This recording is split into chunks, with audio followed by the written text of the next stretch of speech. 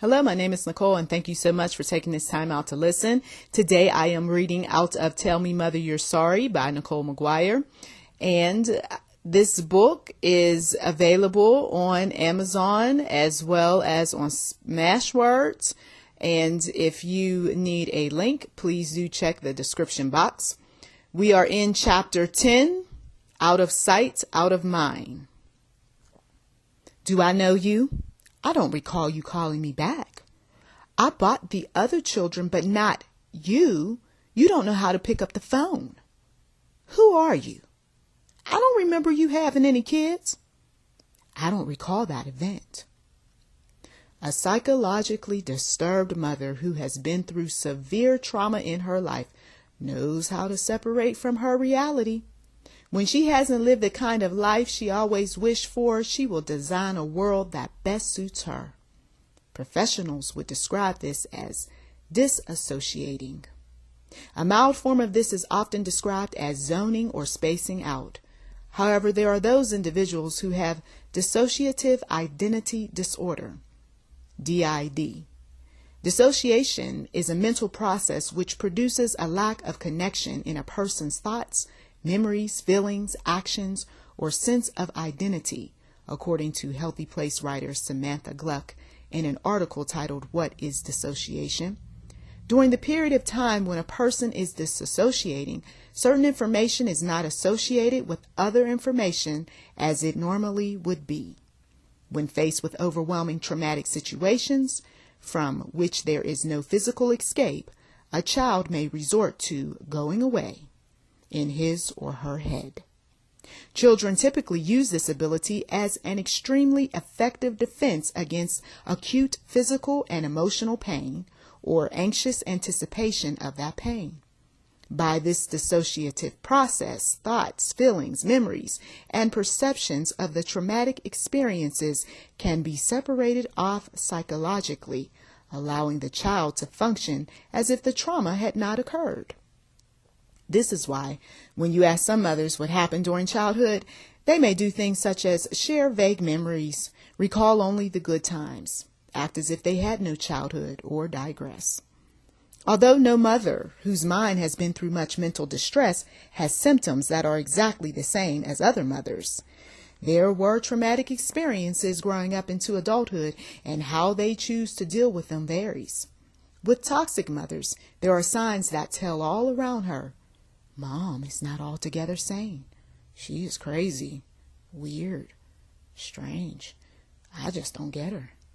A daughter-in-law who identifies herself as crazy train describes her experience with an aging mother-in-law on agingcare.com. My husband and I are caregivers to his 83-year-old mother. She takes 20 pills a day for medical issues. His mother is the most narcissistic, self-centered person I've ever known. It doesn't matter what we do. It's never enough, she writes. She is constantly seeking attention. Conversations are always turned to her. She can't get over her past and is constantly complaining about how her brothers and sisters abused her. My husband says that every major occasion for him growing up and into adulthood, she would cause a scene to the point where at times he had to ask her to leave his home. None of her brothers and sisters have spoken to her for years and years. I can see why. My husband feels obligated to take care of her. We are both frustrated and exhausted by her constant need for attention and validation. Did you notice that the daughter-in-law said the mother-in-law's siblings don't bother with her? Out of sight, out of mind. When an individual is deemed a family troublemaker, despite their contributions that cause the person's emotional well-being to become unstable, in time even toxic relatives move on.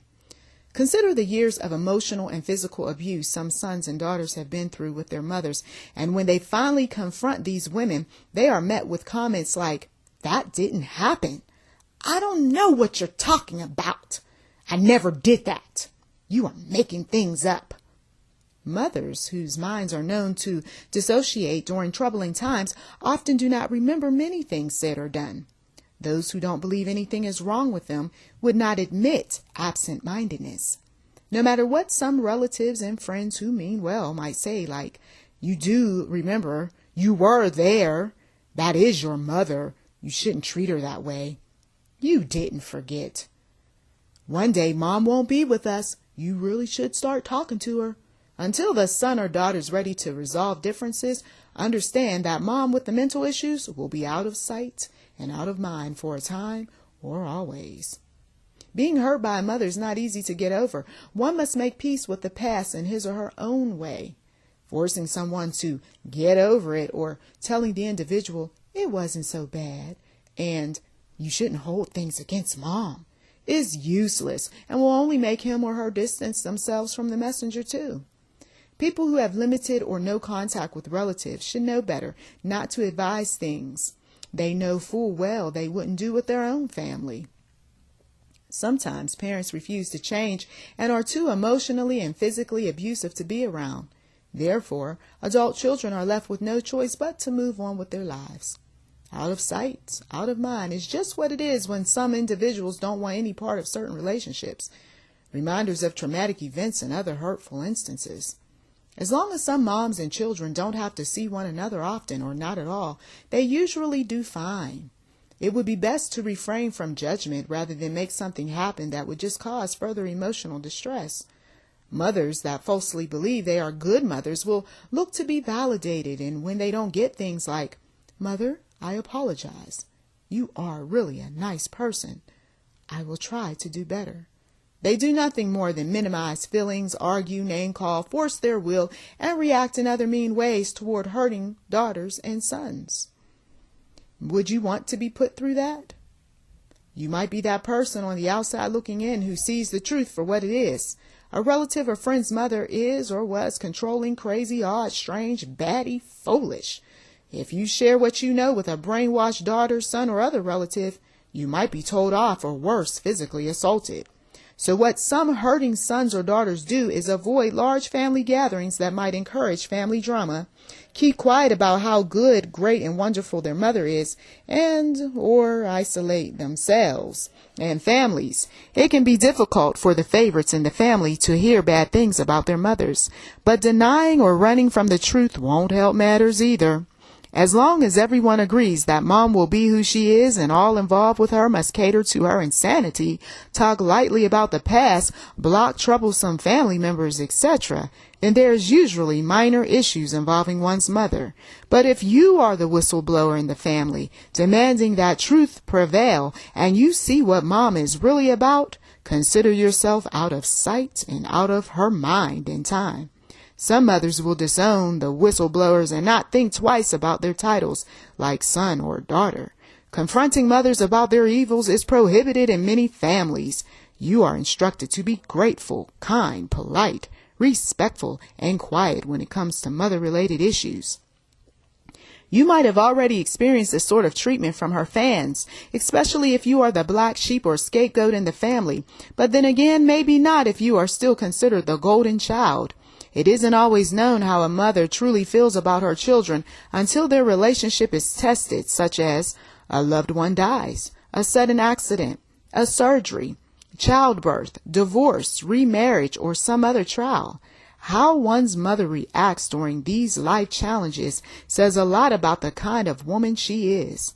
Did she really come to the rescue when her children needed her help? Did she provide emotional support when a loved one died or was in an accident? Did she offer enough financial assistance that met needs, or did children have to steal, beg, borrow, and steal to get things done? Did she act interested or caring when a loved one shared information with her about her children? When a son or daughter decides to get married or remarried, here comes an unexpected test on emotions for a troubled mother. She starts behaving in ways that put her on a fast track of getting kicked out of her son or daughter's inner circle. She acts jealous, has temper tantrums, speaks ill of others, acts overprotective, stingy, greedy, etc. Mother really isn't happy for children like she claims.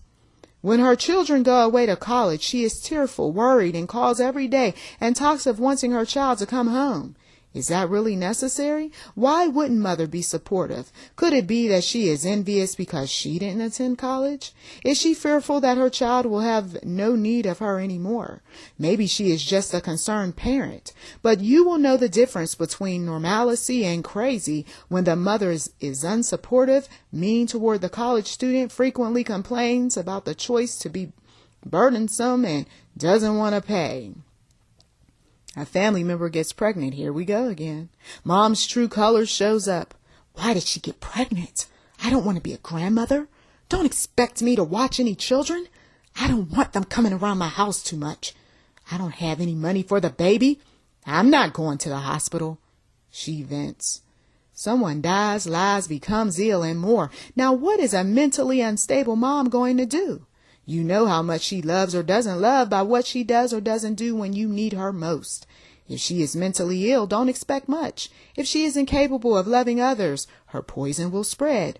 Be watchful of the following. Don't assume she will be supportive of you when you are down.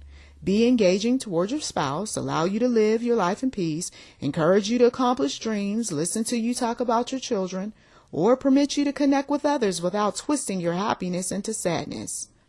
If the woman is a stranger to you and simply wears a mother title, and you have made no effort to get to know her, why would you expect her to treat you like a son or daughter?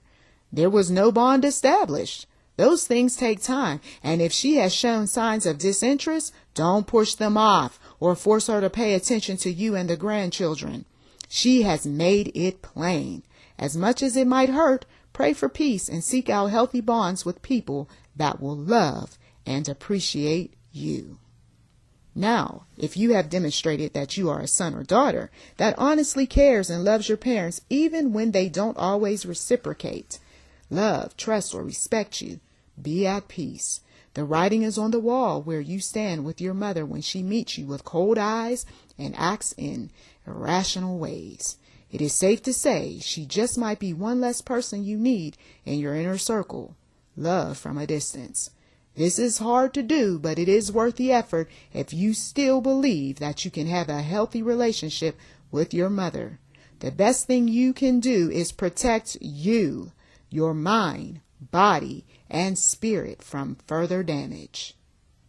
Thank you so much for listening to this excerpt out of Tell Me Mother You're Sorry, Chapter 10, Out of Sight, Out of Mind. Please do check the description box for the link to purchase the book. Also, you can subscribe to YouTube NM Enterprise 7.